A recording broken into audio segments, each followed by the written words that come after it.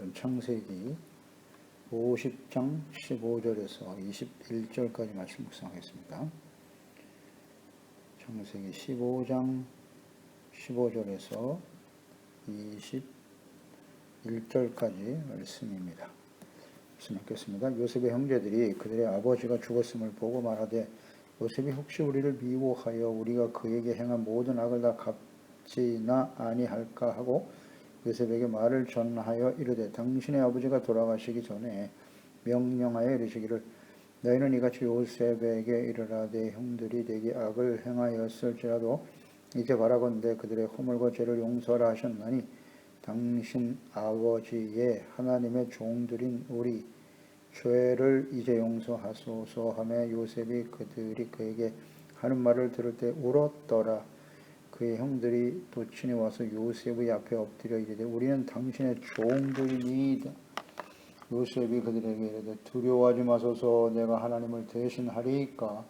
당신들은 나를 해하려 하였으나 하나님은 그것을 선으로 바꾸사 오늘과 같이 많은 백성의 생명을 구원하게 하시려 하셨나니 당신들은 두려워하지 마소서 내가 당신들과 당신들의 자녀를 기르리이다 하고 그들을 간곡한 말로 위로하였더라. 아멘. 악을 선으로 바꾸어 주시는 하나님. 아버지 야곱의 죽음, 또 아브라함과 이삭과 야곱으로 이어지는 그 언약의 복을 계승한 요셉을 중심으로 그 아들들의 새로운 시대를 열게 되었습니다. 애굽의 총리였고 또 언약의 복을 계승하여 장자의 명분을 계승한 요셉. 그 요셉을 형제들이 두려워하고 있습니다. 그리고 요셉은 그들을 용서했고 위로하고 있는 말씀이죠. 15절에 아버지 야곱이 죽고 장사 지낸 후에 형제들은 요셉을 두려워하였습니다. 절대 권력자이기도 하고요. 또 자신들의 과거에 지은 죄악으로 인해서 혹시 자신들을 미워하고 원수 갚지는 않을까 두려워하고 있었던 것이죠. 그러니까 요셉이 자신들의 과거의 악을 기억하지 않고 선대한 이유는 아버지가 살아 계시기 때문이고 아버지가 죽고 나면 우리를 미워하고 과거의 악행을 갚을 수도 있다. 이런 생각을 하였기 때문에 두려워하고 있었던 거죠. 하지만 요셉은 이미 형제들의 과거의 죄를 용서했습니다. 그러니까 요셉은 곡식을 사기 위해서 그 요셉에게 나와 절할 때, 형제들이 절할 때 그 형제들을 이미 알아봤고요. 그들을 2번이나 시험했습니다. 이렇게 계속 묵상해 보았는데요. 요셉이 그 형제들을 시험한 목적은 무엇이냐? 형제 우애입니다. 형제를 진심으로 사랑하는가? 이것이 시험의 목적이었다. 그래서 모두를 감옥에 가두고 한 사람만 고향에 돌아가 막내 베냐민을 데리고 오라는 명령을 내리죠. 이에 감옥에서 형제들이 과거 자신들이 요셉에게 악을 행함으로써 이러한 시련을 만나게 되었다. 이렇게 고백하는 소리를 듣게 되죠. 이로 인해서 요셉은 크게 감동을 받았습니다. 그래서 시므온 한 사람만 감옥의 인질로 잡아두고 모두를 고향으로 보내서 베냐민을 데리고 오게 하였습니다. 이후에 베냐민을 데리고 왔을 때 다시 돌려보내면서 베냐민의 자루에 은잔을 숨겨놓죠. 그래서 도둑으로 몰아 종으로 삼으려고 했을 때 형제들은 진실로 자신들이 종이 될 터이니 막내 베냐민을 풀어줘야 한다. 아버지가 이로 인해서 크게 낙심하고 이로 인해서 삶의 소망을 잃어버리고 죽을지도 모른다 하면서 간청하고 있는 과정. 그 과정에서 형제 우애 또 아버지를 진심으로 사랑하는 형제들의 진실함을 보고 그들을 이미 용서했죠. 창세기 45장입니다. 2절 5절에 보면 요셉이 큰 소리로 울었다. 애굽 사람들에게 들리며 바로의 궁중에 들리더라. 요셉이 그 형들에게 이르되 나는 요셉이다. 그러니까 형제들이 진실로 자신들의 죄를 돌이키고 베냐민을 사랑하는 모습을 보고 크게 감동을 받았던 거죠. 그래서 자기가 요셉임을 밝히게 됩니다. 그러면서 당신들이 나를 이곳에 팔았다고 해서 근심하지 마소서. 한탄하지 마소서. 하나님의 생명을 구원하시려고 나를 당신들보다 먼저 보내셨나이다. 이렇게 고백합니다. 이미 형제들을 용서했어요. 용서했습니다. 그럼에도 형제들은 아버지가 죽은 후에 자신들의 과거의 악행으로 요셉이 자신들에게 원수를 갚지는 않을까? 이렇게 두려워하고 있었다는 것이죠.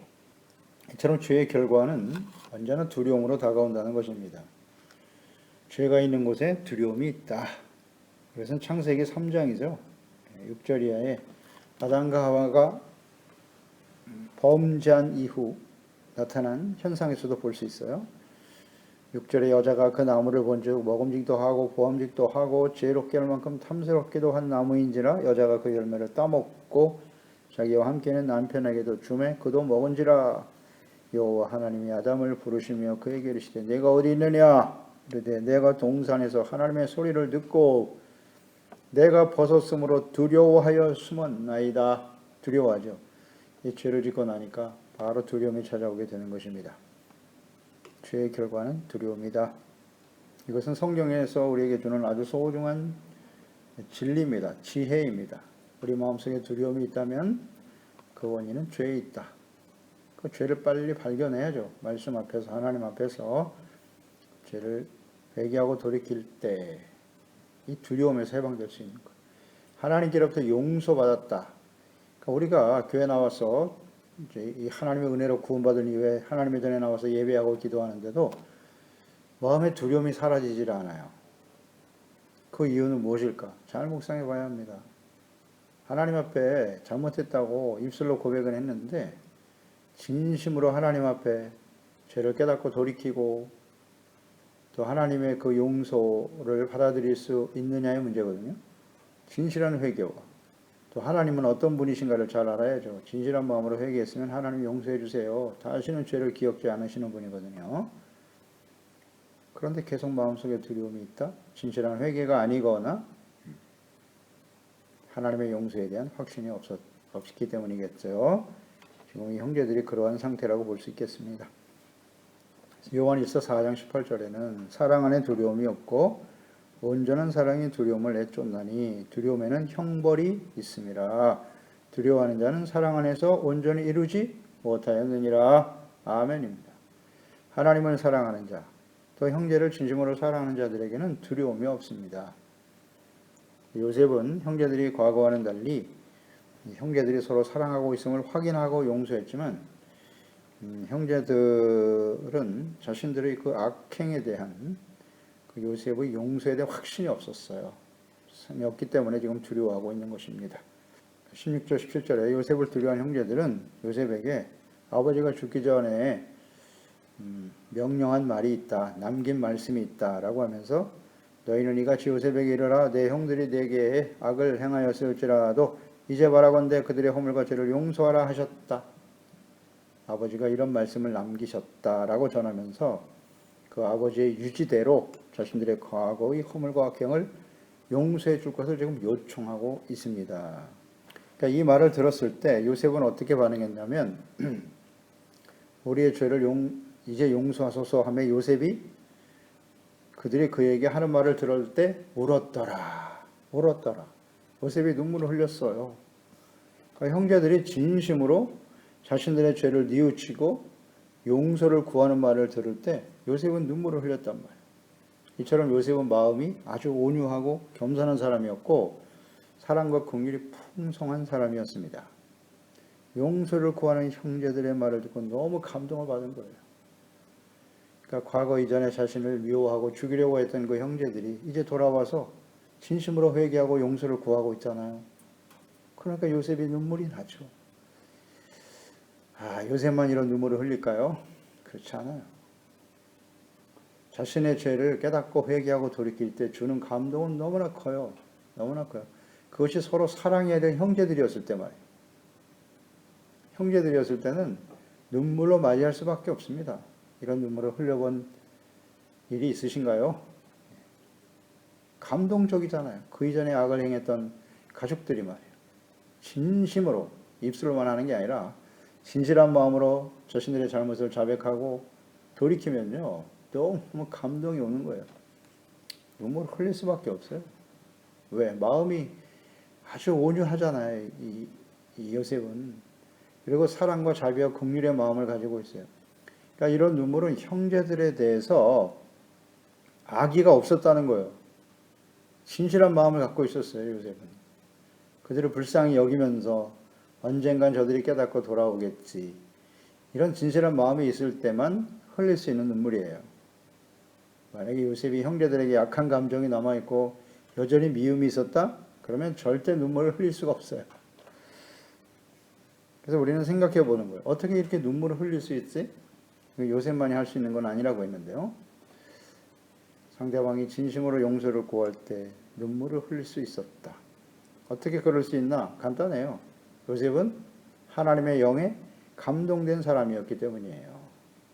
하나님의 영에 감동됐다고 바로 왕, 이방인인 바로 왕도 인정한 바 아니겠습니까? 그러니까 요셉은 성령의 사람이었다는 거죠.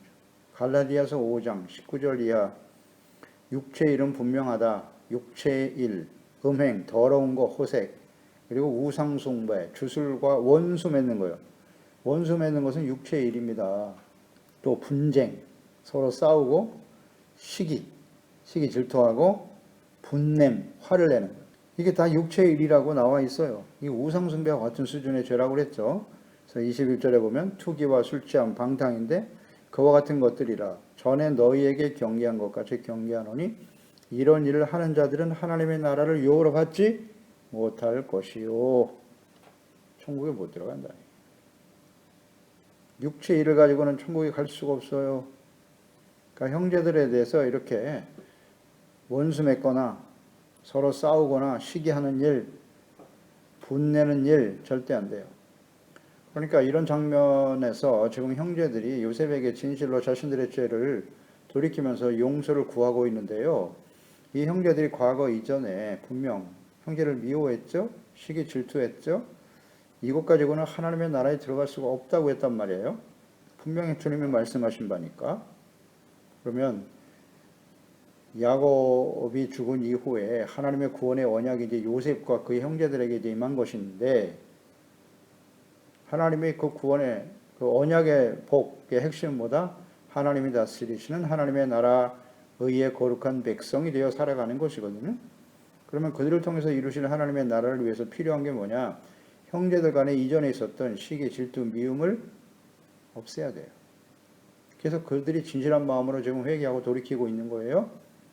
그럴 때 용서를 받음으로써 하나님의 나라 의의 거룩한 백성으로 살게 되더라. 천국에 들어가게 된다. 그렇습니다. 용서받아야 되는 거예요. 진실한 회개와 돌이킴, 그리고 용서받고 하나님과의 관계, 형제의 관계가 회복되는 것처럼 형제와 이웃의 관계가 진실한 사랑으로 회복되어져야 그것이 곧 하나님과의 관계 회복이라는 사실을 잊지 말아야 합니다.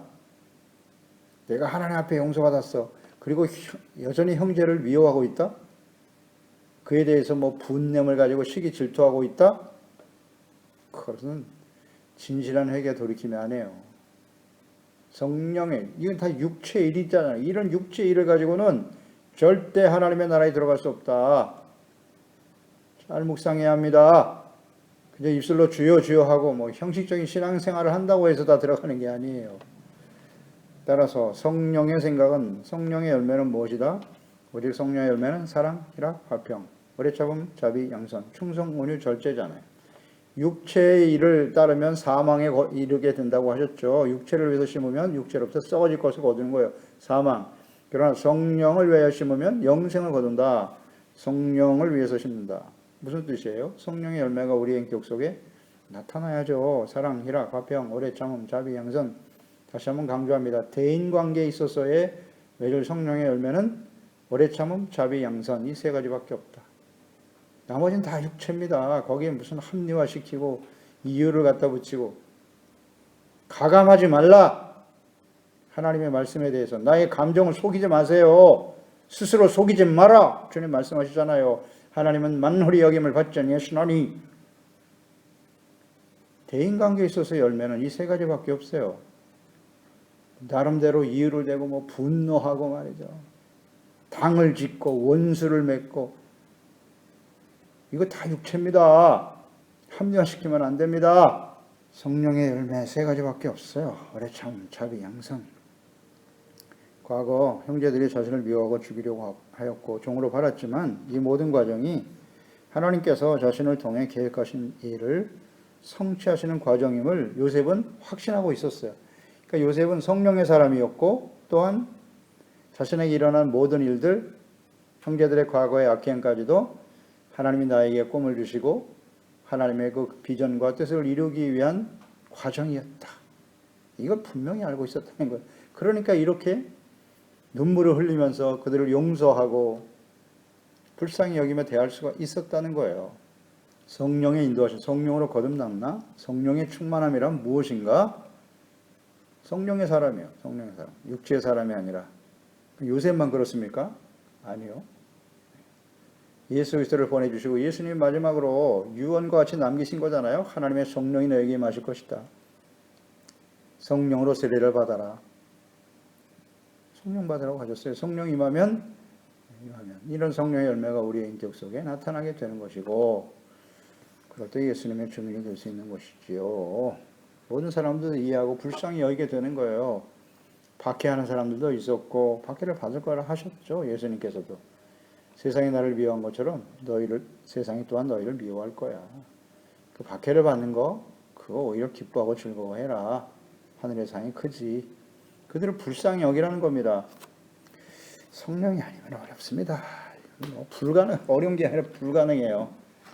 성령으로 충만하고 성령의 인도하심을 따르지 않으면 절대 요셉과 같은 이런 모습으로 반응할 수 없어요.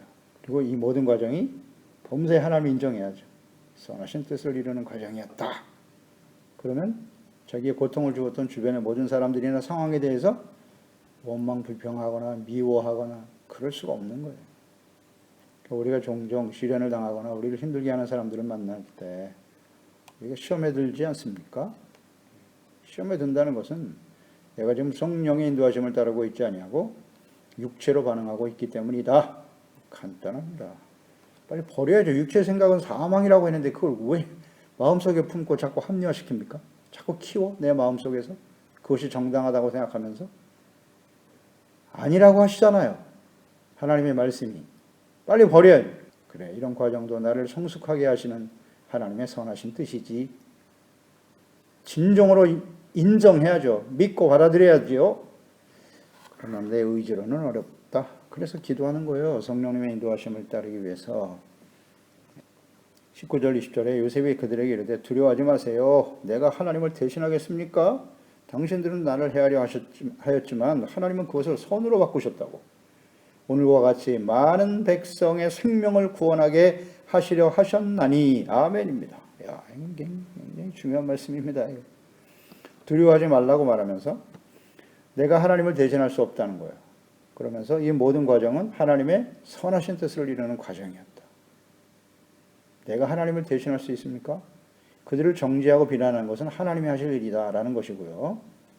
그렇습니다. 우리 형제들 주변에 있는 모든 사람들이 완전하지 못하죠. 그들을 정죄하고 비난하고 비판하고 판단하는 것은 하나님이 하실 일이다. 이거 아주 분명합니다. 하나님이 하실 일이에요. 우리가 할 수 있는 일이 아니에요. 하나님께 맡겨야 합니다. 다만 이 모든 것이 하나님은 선한 뜻을 이루기 위한 과정이었다. 그 선한 뜻이란 무엇인가? 선으로 바꾸셨다고 그랬는데 그 선은 무엇이었습니까? 오늘날 같이 많은 백성의 생명을 구원하는 일. 이게 선입니다. 많은 백성의 생명을 구했다. 이게 선한 일이에요. 그러니까 요셉이 그 형제들에게 미움을 받아 종으로 팔려간 일, 애굽에서 종으로 살았더니 오라의 감옥에 갇혔던 일, 그가 애굽의 총리가 되어 권력의 정점에 서게 된 이 모든 과정이 뭐다? 하나님의 선하신 뜻인데 그 선이란 그가 총리가 됨으로써 하나님의 뜻을 미리 알게 하시고 지혜롭게 준비하여 기근으로 인해서 죽어갈 모든 사람들을, 많은 백성들을 구원하기 위해서, 이 모든 일을 위해서 하나님이 나를 이 과정을 거치게 하신 것이다. 놀라운 고백입니다. 우리가 이런 믿음을 가지고 있나요? 이런 확신이 있나요? 하나님의 뜻을 바르게 이해하고 있나요? 선이란 무엇이냐? 많은 사람들을 구원하는 거예요. 죄와 사망에 죽어가는 저 사람들을 위해서 하나님이 나를 구원하셨고 지금까지 모든 삶의 여정에 나를 연단하시고 지금까지 인생 여정에 하나님이 함께 하셨도다. 아멘. 진리입니다. 진리. 창세기는 진리의 기초예요. 이걸 모르면 안 됩니다. 우리 이렇게 적용을 시켜보죠. 많은 백성들의 생명을 구원하기 위해서 요셉과 같이 우리를 그리스도 안에서 구원하셨다. 구원하셨다. 이 구원의 언약이 야곱에서 요셉으로 또 그 이후에 그의 아들들 에브라임 더 나아가서 이제 유다와 다윗 왕으로 이어지게 되잖아요. 그래서 예수 그리스도를 보내주심으로써 구원을 온전히 이루셨는데 그 그리스도 안에서 우리가 구원을 받아 하나님의 자녀가 되었다. 무엇을 의미하냐? 왜 우리를 구원하셨는고? 디모데전서 2장 4절 이하에 하나님은 모든 사람이 구원을 받으며 진리를 아는 데 이르기를 원하시느니라. 하나님은 한 분이시요 또 하나님과 사람 사이의 중보자도 한 분이시니 곧 사람이신 그리스도 예수라. 그가 모든 사람을 위하여 자기를 대성물로 주셨으니 기약이 이르러 주신 증거니라. 이를 위하여 내가 전파하는 자와 사도로 세움을 입은 것은 참말이요 거짓말이 아니니 믿음과 진리 안에서 내가 이방인의 스승이 되었다. 그렇습니다. 사도 바울은 분명히 알고 있었어요. 자기와 같이 악한 자를 하나님께서 친히 찾아와 구원받게 하시는 또 이방인 사도로 세우신 목적 모든 사람의 구원을 받으며 진리에 이르기를 원하시기 때문이다. 예수 그리스도로 말미암아 주시는 이 구원의 은혜, 구원의 복된 소식을 모든 사람들에게 전하고 그들이 듣고 많은 백성들이 생명과 구원을 받을 수 있도록 주님이 나를 구원하셨다. 이건 사도 바울만 그랬습니까? 아니요. 아닙니다. 모든 예수 그리스도 안에서 구원받는 모든 사람들이 이와 같은 목적으로 구원을 받았다. 요셉과 같은 고백을 진심으로 할 수 있어야 돼요. 그게 진짜 그리스도인이에요. 진짜 하나님의 자녀입니다. 하나님은 악을 선으로 바꿔주셨다는 거잖아요. 이런 놀라운 고백을 할 수 있어야지. 사실 놀랍지도 않아요. 진리는 아주 단순 명료하고 언제든지 변하지 않는 하나님의 뜻이니까요. 그러니까 성령으로 거듭나고 요셉처럼 하나님의 나라 그 의를 먼저 구하며 하나님을 인격적으로 만나고 나를 구원하신 하나님의 뜻에 대한 확신을 가지고 있고 나의 인생 여정, 삶의 여정이 하나님의 선한 뜻을 이루는 과정이었음을 확신하는 사람이라면 모두 다 요셉과 같은 고백을 하게 된다. 그러니까 진리죠. 요셉에게만 아니요. 선으로 바꾸셨다고 하잖아요. 이 선의 의미는 다시 한번 강조합니다. 선, 미가서 6장 8절을 항상 떠올리셔야 돼요. 사람아 주께서 선한 것이 무엇임을 내게 보이셨다. 선이 무엇이냐? 여호와께서 내게 구하시는 것은 하나님이 구하시는 것이 선이라고 하셨어요. 첫째, 정의를 행하는 것. 정의롭고 이렇게 행동하는 것이 선이에요. 그 다음 인자를 사랑하라. 사람들을 불쌍히 여기는 마음을 갖는 것. 그게 선입니다. 또 겸손하게 하나님과 동행하는 것이라 하셨어요. 요셉 보세요. 요셉. 의가 무엇인가를 분명히 알죠. 용서하는 것이 의입니다. 용서받은 의. 자기도 하나님 앞에 이 하나님의 자비와 용서와 긍휼을 힘입어 다른 사람을 이해하고 용서했다. 그러니까 다른 사람을 불쌍히 여기지 않으면 우리도 하나님 앞에 긍휼히 여김을 받을 수 없어요. 형제의 과실을 진심으로 너희들이 용서하지 않으면 하나님께서도 너희의 과실을 용서하지 않으실 것이다 하셨어요. 이 관계성을 잘 이해해야 합니다. 그러니까 하나님의 의를 아는 사람이기 때문에 용서받은 의를 소중하게 여기는 사람은 다른 사람의 죄를 용서해 줄 수밖에 없는 거예요. 나 같은 죄인도 용서하셨는데. 이게 진짜 그리스도인이에요. 하나님의 자녀입니다. 구원의 언약에 참여한 사람의 모습입니다. 그리고 사람들을 불쌍히 여기게 되는 거예요. 긍휼히 여기죠. 성령의 열매, 오래 참음, 자비 양선이에요. 불쌍히 여기고 선으로 대하는 거예요. 불쌍히 여겨. 이게 선입니다. 겸손해야죠. 그리고 하나님과 동행하는 것이다. 겸손, 나 같은 죄인도 하나님이 용서해 주셨는데 남을 정죄하고 비난하는 것 자체가 교만이에요. 하나님 앞에 나 자신의 모습을 발견한다면, 진실로 자기의 모습을 발견할 수 있다면 다른 사람들을 이렇게 정죄하고 비난할 자격이 없어요. 우리에게는. 누구를 정죄하고 비난한단 말입니까? 자기는 완벽한 의인이라는 말인데 그거 자체가 이미 교만이에요. 그게 악입니다. 겸손해야죠. 겸손. 이게 선입니다. 간단한 진리인데. 이 말씀을 가지고 자기 자신을 비추어 봐야죠. 언제나 내가 하나님의 선하신 뜻을 따르고 있는가? 사람들의 말과 뭐 인간의 전통, 무슨 사상, 철학, 주장, 무슨 이념 이런 것들이 진리가 아니에요. 하나님의 말씀이 진리죠. 이걸 분별을 못합니다. 요셉과 같이 악을 행하는 자들을 그들이 진심으로 회개하고 용서를 구하는 자들을 불쌍히 여기는 겁니다. 용서하는 거예요. 악을 손으로 대하는 사람이 되어야 합니다. 로마서 12장 19절 21절 11장까지 로마서 1장에서 11장까지는 믿음으로 말미암아 의롭다함을 얻는 것, 얻은 것이 그리스도인이다. 그게 언약의 복의 핵심이죠. 믿음으로 아브라함이 받은 복이고요. 자, 그러면 믿음으로 의롭다함을 얻은 사람들은 은혜로 의롭다함으로 구원받은 사람 어떻게 살아야 되느냐? 12장에서 16장 로마서 12장 19절 21절에 내 사랑하는 자들아 너희가 친히 원수를 갚지 말고 원수 갚지 말라잖아요. 하나님의 진노하시면 맡겨라. 기록되었을 때 원수 갚는 것이 내게 있다. 내가 갚으리라고 주께서 말씀하시느니라. 내 원수가 줄이거든 먹여라. 그리고 목마르거든 마시게 하라. 그리함으로 내가 숯불을 그 머리에 쌓아놓는 것이다.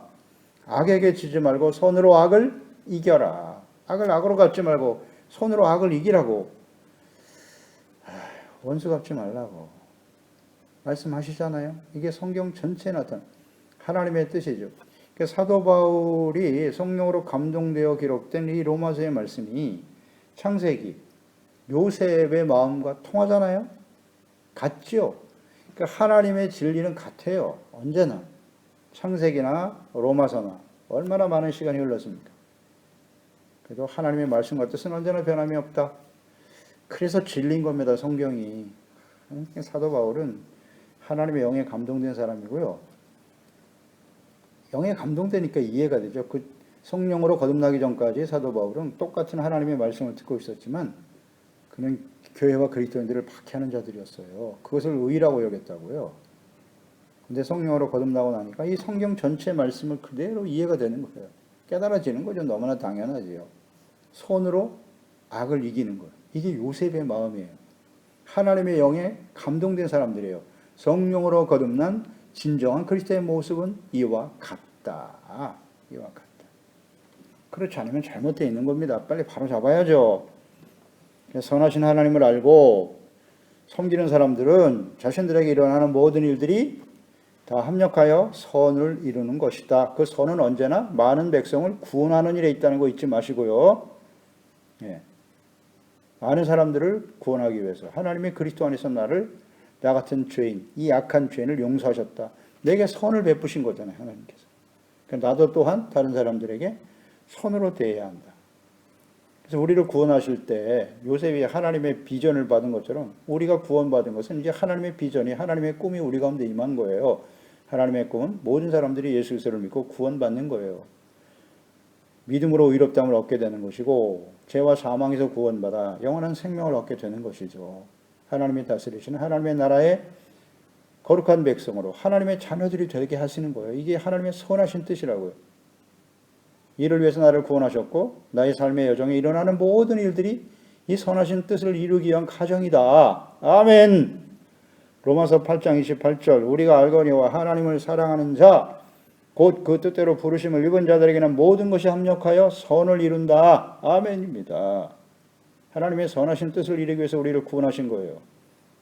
그리고 요셉과 같이 때로는 억울한 일을 당하기도 하시고 형제들로부터 미움과 고통과 갈등을 경험하기도 하고 가족들이 너의 원수가 되리라 하셨잖아요. 가족들에게 버림을 받고 가족들로 인해서 받는 상처가 얼마나 큰지요. 대부분 다 가족들로부터 받아요. 나랑 상관이 없는 사람들은 내가 상대 안 하면 그만이야. 가장 사랑해야 될 남편과 아내, 부모와 자녀, 가족들 간에 받는 교회 안의 성도들을 통해서 받는 그 고통과 아픔이 얼마나 큰지요. 그러나 그 과정도 나를 통해 나를 구원하신 하나님의 선하신 목적과 뜻을 이루기 위함이다. 이런 요셉과 같은 고백이 있어야 되는 거예요. 그러니까 형들이 두려워하고 자신들의 죄를 뉘우쳤잖아요. 용서해 달라고 구하고 있죠. 그리고 요셉 앞에 엎드려 스스로 자기들이 종입니다 이런 고백을 합니다. 이제 종입니다 라고 고백하면서 용서를 구할 때 21절이죠. 당신들은 두려워하지 마소서. 내가 당신들과 당신들의 자녀를 기르리이다 하고 그들을 간곡한 말로 위로하였더라. 아멘. 그러니까 요셉은 형제들이 자신에게 행한 일들이 하나님의 선하신 뜻을 이루는 과정이었음을 아주 분명히 고백하고 그들의 진실한 회개를 용서를 구하는 걸 보고 눈물을 흘렸단 말이에요. 얼마나 기뻐했는지. 이것이 하나님의 마음이에요. 그렇기 때문에 이제 두려워하지 말라. 당신들과 당신의 자녀들을 내가 기를 것이다 하고 간곡한 말로 위로를 했어요. 위로.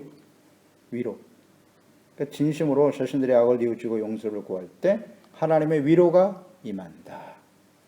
위로가 임한다. 위로라고 하는 건 하나님이 함께 하시는 거예요. 함께 하시고 하나님과의 관계를 회복시켜 주시는 거죠. 형제들의 관계를 회복시켜 주시는 거고. 두려워하고 있었던 마음이 사라지고 위로가 임하니 관계가 회복되고 화목하게 되는 거예요. 결국은 죄의 문제거든요. 죄가 어떻게 용서받고 하나님과 화목되어질 수 있는가. 그게 진정한 위로죠. 그래서 마태복음 5장 4절이죠. 애통하는 자가 복이 있나니 그들이 위로를 받을 것이다. 애통하는 것. 이 형제들이 진심으로 자신들의 죄를 뉘우치고 용서를 구하고 있잖아요. 이게 애통하는 마음이에요. 그럴 때 위로가 임했다고 하잖아요. 간곡한 말로 그들을 위로했다. 이것이 하나님의 마음이에요. 하나님의 뜻이에요. 형제 우애 얼마나 소중한 가치인지요. 주님의 가르친 걸 교훈이에요. 계속 묵상됐죠? 형제 우애와 사랑이 하나 되어질 때 이제 하나님의 백성으로서 하나님의 나라에 서게 되는 것이다. 그래서 하나님께서는 모든 일들을 합력하여 선이 되게 하시고요. 악을 손으로 바꿔주시는 분이 하나님이시다. 그러므로 우리는 주님의 말씀처럼 성령으로 거듭난 하나님의 나라 구원의 언약을 우리가 계승하고 살아가야 될 그리스도인들이라면 어떻게 되겠습니까? 악을 악으로 갚지 말고 손으로 악을 이겨라. 기도하겠습니다. 하나님 아버지, 오늘도 주의 말씀을 대하면서 야곱이 죽은 이후에 요셉의 형제들이 요셉을 두려워했어요. 자신들의 과거의 죄악 때문이죠. 그들이 진실한 마음으로 용서를 구하고 회개했을 때 요셉은 내가 어찌 하나님을 대신할 수 있는가? 지금까지 되어진 모든 일들은 하나님의 선하신 뜻이었다 확신하면서 악을 손으로 바꿔주시는 하나님을 고백하고 하나님께서 자신에게 베풀으신 그 은혜를 소중하게 여기면서 진실한 말로 위로를 하였더라. 그렇습니다. 진실한 회개, 용서, 그곳에 위로가 임하게 되는 것입니다. 이와 같은 아름다운 이 화목의 모습이 우리 소중한 지체들, 가정과 또 모든 주어진 관계 속에서 삶 속에 이루어지게 하셔서 악을 손으로 바꿈으로써 많은 백성들을 구원의 길로 인도하는 일을 쓰임받는 하나님의 사람들 되게 하소서. 예수님의 이름으로 기도드립니다. 아멘.